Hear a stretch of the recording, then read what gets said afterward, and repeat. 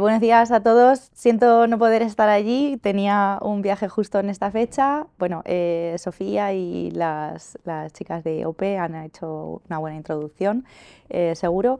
Y nada, bueno, añadir al currículum que mi experiencia en investigación es en concreto en eólica, ¿no? En predictivos de eólica. Bueno, últimamente también en fotovoltaica, sí, en estos últimos años, pero lo que fue mi investigación doctoral y el proyecto que nos ocupa es en eólica.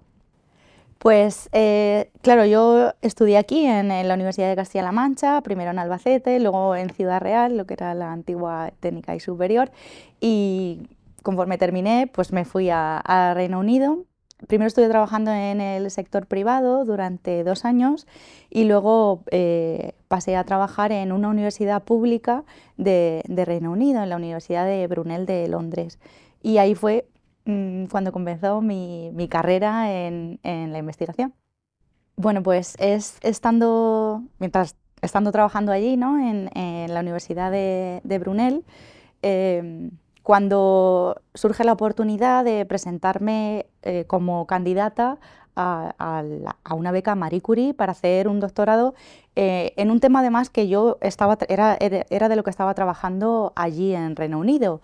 Esta oportunidad surge gracias al que fue mi tutor del proyecto de fin de carrera en Ciudad Real, que me comenta que en el Instituto de Energías Renovables, además en Albacete, pues estaban buscando a alguien. Digo además en Albacete porque Albacete es mi tierra natal, entonces para mí supuso una gran oportunidad el poder volver a España, el poder volver a mi tierra, ¿no? Porque yo me fui en 2010, que bueno, pues era una época complicada y tenía muchas ganas de volver.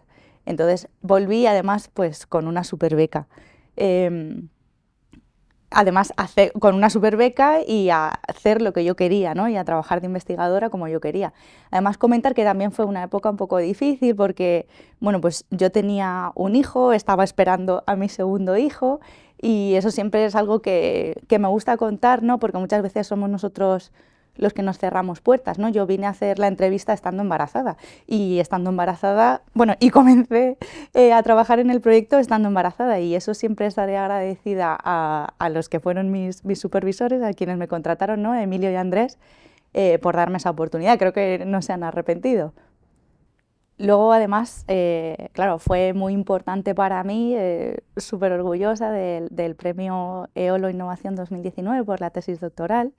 Claro, estábamos trabajando en una línea de investigación pues muy puntera y cosas que no se habían hecho aplicadas al sector eólico. Además recuerdo en congresos nacionales e internacionales obtener mucho reconocimiento. Entonces, pues para mí ese premio es un gran orgullo, por supuesto.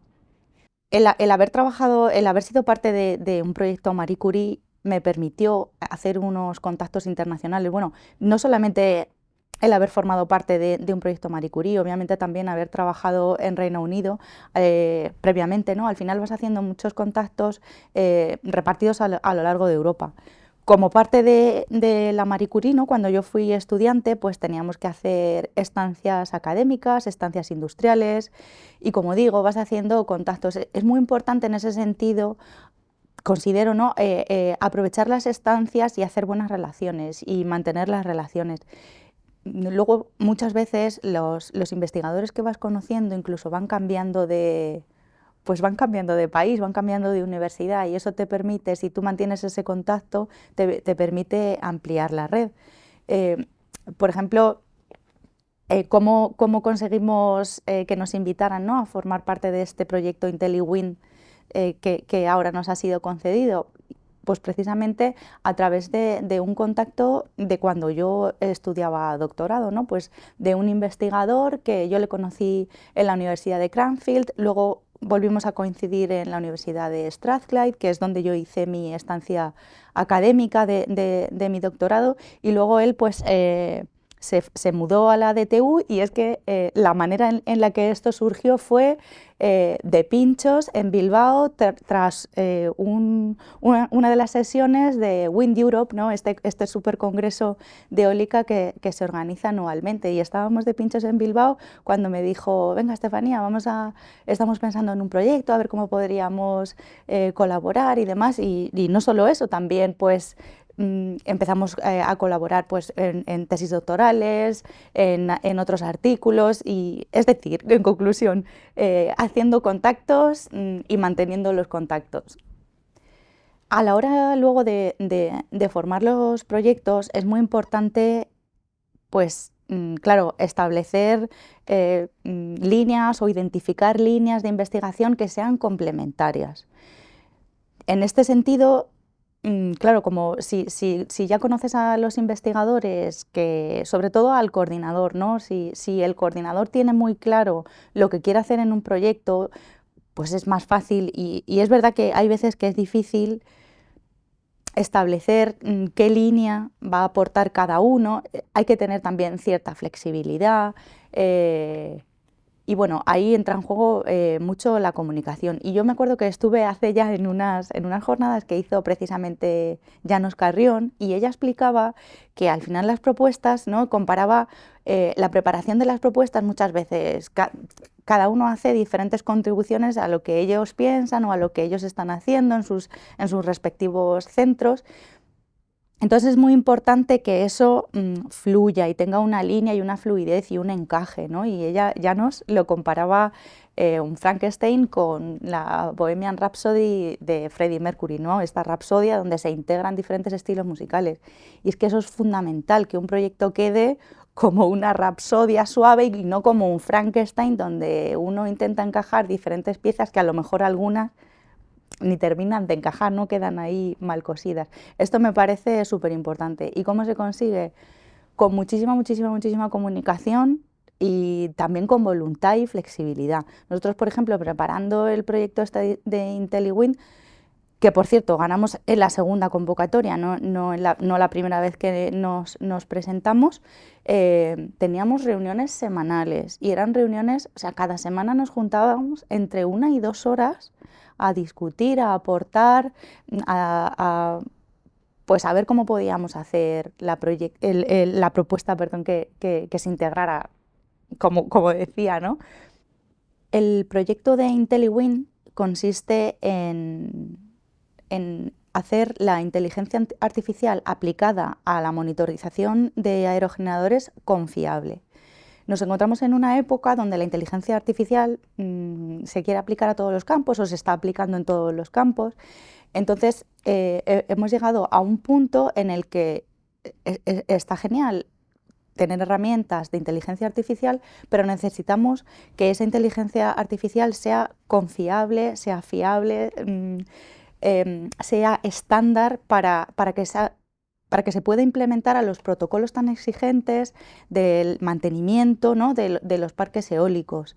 Entonces, eso es en lo que nos hemos centrado en la propuesta. Dentro de eso, pues claro, tenemos diferentes paquetes de trabajo donde diferentes entidades de investigación europeas se van a centrar en objetivos. Siempre, como digo, el objetivo global del proyecto es hacer la inteligencia artificial confiable, estandarizada, la ciberseguridad. Entonces, esos son un poco los objetivos, pues eso, del global a los específicos del proyecto.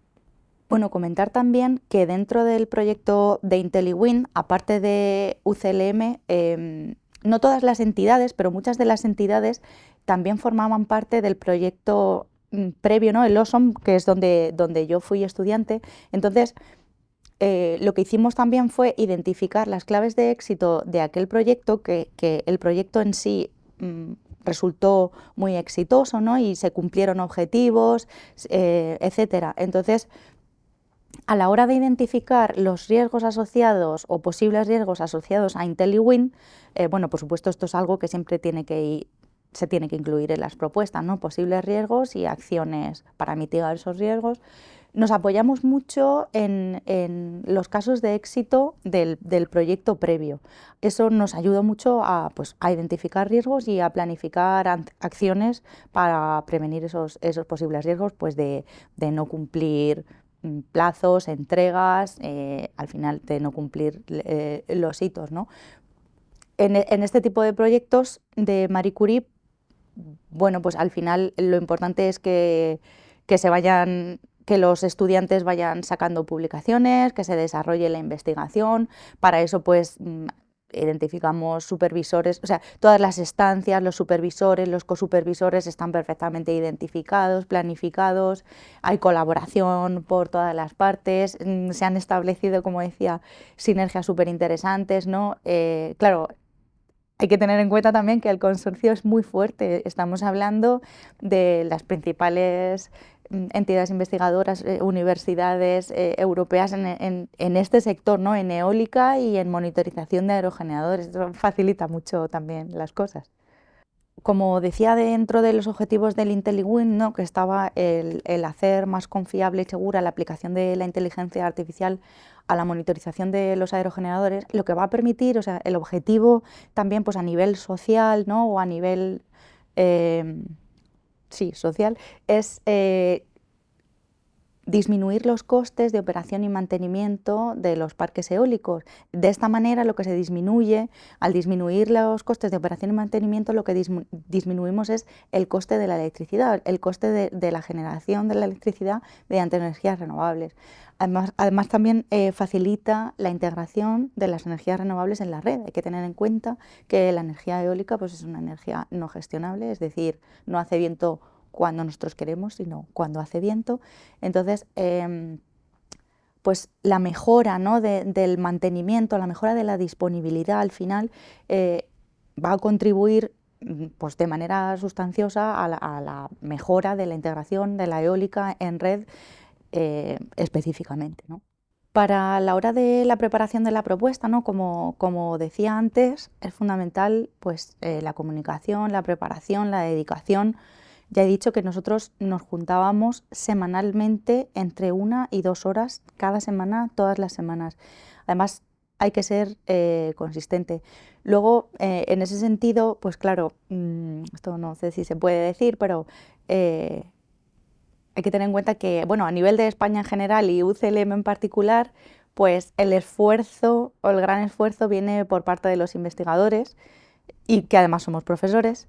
Entonces, claro, los recursos son limitados y es verdad que a veces cuando participas en la preparación de una propuesta y luego, pues, no resulta una propuesta ganadora o no resulta una propuesta de éxito, que es lo habitual, ¿no?, porque los ratios de éxito al final son muy bajos, son menores al 20%, ¿no? Bueno, según convocatorias.